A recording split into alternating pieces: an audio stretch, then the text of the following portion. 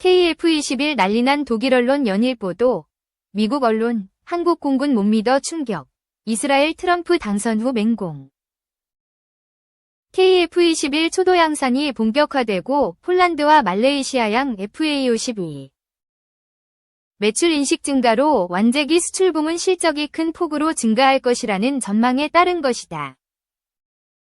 아울러 그는 중동양 고정익 수출, 우즈베키스탄, 필리핀, 이집트, 말레이시아 2차 등 FA50 파이프라인 가만시 완제기 수출의 이익 기여도는 더욱 높아질 것이라고 강조했다. 한국항공우주가 지난 7일 제노코 지분 37.95%를 545억 원에 취득하기로 결정한 것 역시 주목해야 할 포인트다. 한국항공우주는 제노코의 최대 주주가 보유한 지분 50%, 2대 주주가 보유한 지분 100%와 신주 130만 주를 취득한다. 이 애널리스트는 제노코는 위성통신, EGSE, 시험정비 장비, 항공전자, 방위산업 등 사업을 영위하고 있는데 특히 항공전자 부문에서는 한국항공우주의 FA50, KF21 사업에 참여했다는 점을 감안한다면 향후 우주 및 항공전자 부문에서의 수직 계열화를 통한 시너지가 기대된다고 봤다. 유한타증권은 한국항공우주에 대한 투자 의견, 매수, 목표 주가 73,000원을 제시했다. 2. 여객 화물 넘어 무인 항공기로 스텔스 드론 헬기 기술 축적, 복합위기, 초격차 혁신으로 뚫어라. 이곳에서는 미래 첨단 스텔스 무인기에 탑재될 핵심 부품인 다기능 복합재를 연구하고 있습니다. 지난 4일 대전 유성구에 위치한 대한항공 항공기술연구원 시험실에 들어서자 연구원들이 차세대 무인기에 적용될 스텔스 부품의 성능 테스트를 분주히 진행하고 있었다. 다기능 복합재라 불리는 이 소재는 비행기 하중 지지와 전파 흡수 기능을 동시에 수행하는 첨단 소재로 무인기용 스텔스 기체의 외피에 적용된다. 대한항공의 저피탐, 로우 오브 더 버블, 첨단 기술이 집약된 이 소재를 무인기에 적용할 경우 레이더 피탐지 성능을 90% 이상 감소시킬 수 있다. 현재 대한항공은 해당 기술 등을 활용해 첨단 스텔스 무인기를 개발 중이다. 회사 관계자는 차세대 저피탐 기술 확보 등을 통해 향후 미래 무인기 시장에서 기술 주도권을 확보해 나갈 방침이라고 말했다. 국내 대표 항공사인 대한항공이 기존 여객 화물 운송 사업을 넘어 무인기 분야로 사업 영역을 빠르게 확장해 나가고 있다. 회사 관계자는 대한항공은 최근 발전을 거듭하고 있는 K방산의 주역이자 대한민국을 대표하는 항공우주종합기업이라며 국내 무인기 개발을 이끄는 퍼스트 무버로서 미래 무인기 산업의 무한한 성장과 발전을 견인해 나갈 예정이라고 밝혔다. 목표에 따라 대한항공은 우선 정보과제를 활용, 2007년까지 산악감시 위주로 작전을 수행하는 근접감시용 무인기 KUS-7과 전술급 무인기 KUS-9을 개발해 무인기 핵심 기술을 확보하는 한편 검증을 진행했다. 이후 2010년 4단 정찰용 무인기 쿠스-FT 체계 개발에 착수해 2018년 전투용 적합 판정 및 국내 최초 무인기 가망 인증을 동시에 획득했으며 2020년 12월 초도 양산 및 군 전력화를 완료함으로써 무인기 시장에서 영향력을 본격 확대해 나갔다. 대한항공이 개발한 4단 정찰용 무인기는 국내 산악 지형을 고려해 발사대 이륙과 급강하 자동 이착륙 기술 등을 적용했으며 부품 국산화율 역시 95%를 달성.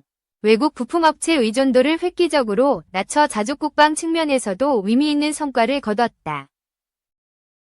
대한항공은 최근에는 기존의 4단급 무인기 개발 및 양산 역량과 군 운용 중 모니터링된 개선 소요를 바탕으로 보다 진화한 리프트 앤 크루즈, 리프트 크루즈 방식의 수직 이착륙 무인기 쿠스 VS 와 동체 틸팅, 바디 타이틀링 방식의 무인기 쿠스 VX 개발을 진행하고 있으며 향후 이를 차기 4단급 무인기로 활용할 수 있도록 군에 제안할 계획이다.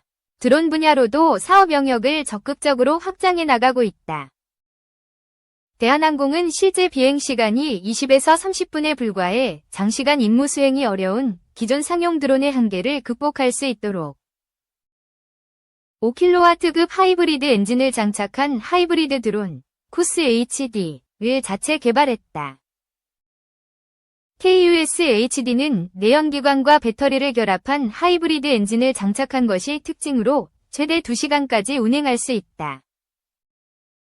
해당 제품은 부산시와 해공군에 공급돼 활용성을 검증받은 후 제주소방본부의 소방전술용 드론으로 투입. 사고 화재 현장 실시간 모니터링 및 구조대 접근이 어려운 지역의 실종자 수색 등의 용도로 활용되고 있다. 3. 로긴 효과 누리는 K방산. 함정 2척 첫 수출. 8척 수주 이어져. 그냥 누군가에게 저 기자는 참 대단했어. 고마웠어. 멋졌어. 열심히 살았어. 라고 기억되는 기자였으면 좋겠습니다. 글로벌 방산 시장에서 K방산의 최대 장점은 양산 체제를 갖추고 있으면서 납기일까지 정확히 맞춘다는 점이다. 여기에 더해 K방산은 수출 이후의 후속 시장, 애프터마켓까지 공략하면서 영향력을 키우고 있다. 4월 HD 현대중공업은 페루로부터 중남미 방산 수출 사상 최대인 6,406억 원 규모의 함정 사업을 따냈다. 그런데 조건이 하나 붙였다. 현지시마, SIMA, 조선소와 협력해 함정 4척을 공동 생산해야 한다는 것이다. 일부에서는 알짜를 뺏긴 수주라는 지적도 있었지만 대부분의 전문가들은 큰 그림을 그린 수주라고 분석했다. 이번 계약으로 HD 현대중공업은 페루 정부 및 해군과 향후 15년간 전략적 파트너 관계를 맺었다. 앞으로 페루 해군이 발주할 예정인 호위함 5척, 원해경비함 3척, 상륙함 2척 등에서 우선 협상 대상자 지위도 확보했다. 앞서 2016년 HD 현대중공업은 필리핀 호위함 2척 건조 사업을 따냈다.